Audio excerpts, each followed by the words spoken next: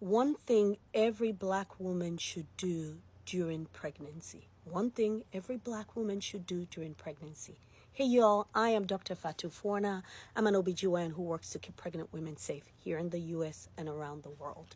So black women, I wanted to talk about that one thing, that most important thing that I think every black woman should do during pregnancy.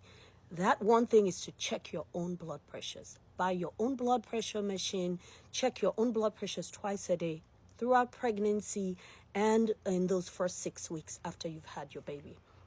This is important because the number one killer of black women in the US, the number one cause of maternal mortality, is hypertensive disorders of pregnancy or cardiovascular disorders. So issues with hypertension and your heart, all right? That's why it's so important.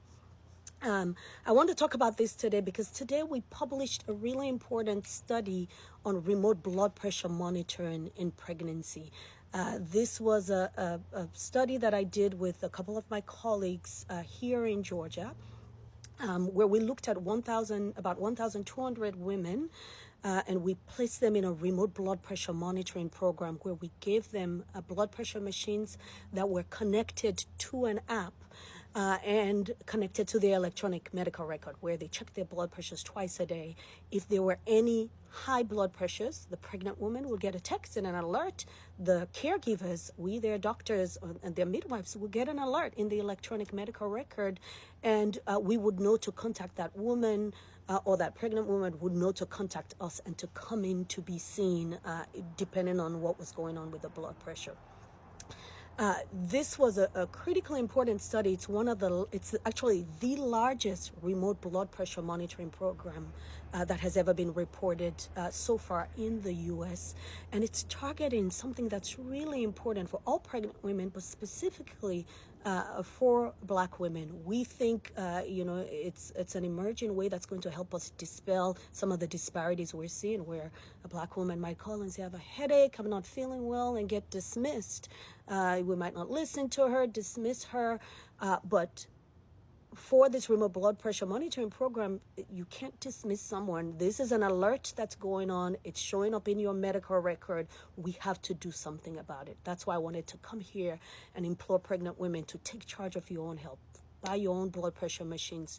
Know that an abnormal blood pressure is when that top number is 140 or higher, or that bottom number is 90 or higher. 140 over 90 or higher, you need to notify your doctor, your midwife, and we need to do something about it. This remote blood pressure monitoring program is a part of something called the Cocoon Pregnancy Care Model. That's this model. We published this in February of this year in the New England Journal of Medicine Catalyst. It's a new model of care for pregnant women. It's a common sense model. It involves putting the pregnant woman and her baby in a center of a cocoon, layers of protection to make sure that we're providing the quality of care that's needed to give them the best outcomes, that mother and that baby. We want to see a healthy mom and a healthy baby at the end of this pregnancy. So with the Cocoon Pregnancy Care Model, the first layer is a layer of caregivers for the mom and that pregnant woman. It's her OBGYN, it's her midwife, it's her maternal and child health nurse, it's the maternal fetal medicine doctor, the pharmacist, the primary care doctor, any other specialist like a cardiologist that she might need, nutrition. It's all of those things, right? That's that first layer.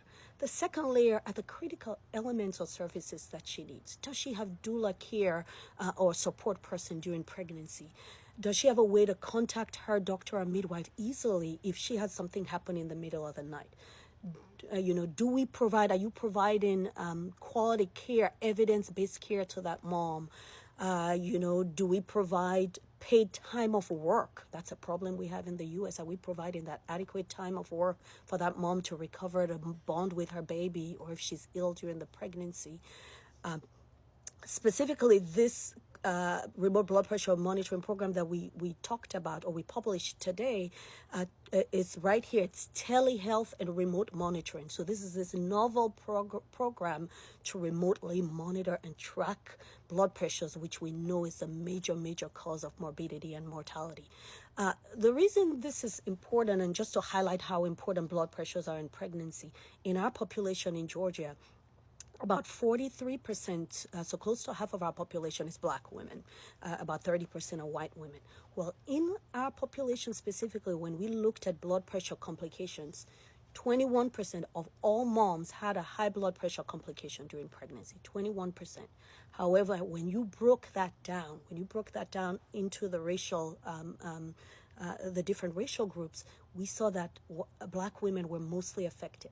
54.6%. So over half of all black pregnant women that we took care of had a high blood pressure complication in pregnancy, showing how prevalent this was.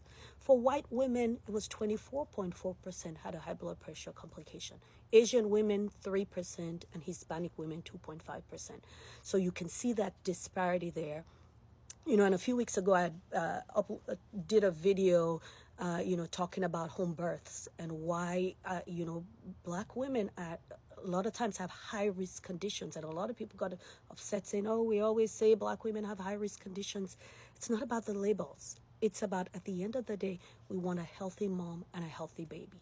And when you see a situation where 54% of pregnant women have a high blood pressure complication, black women, I want you to listen to that, buy your own blood pressure machine. Make sure you're checking your blood pressures and you're holding your caregivers accountable. If you have an abnormal blood pressure, we need to respond to keep you and your mom, you and the baby safe. So the mom and the baby safe. So at the end of the day, that's what we want. We want a healthy mom and we want a healthy baby. And we want you to survive, and not only to survive, but to survive and thrive. Okay? All right. Bye.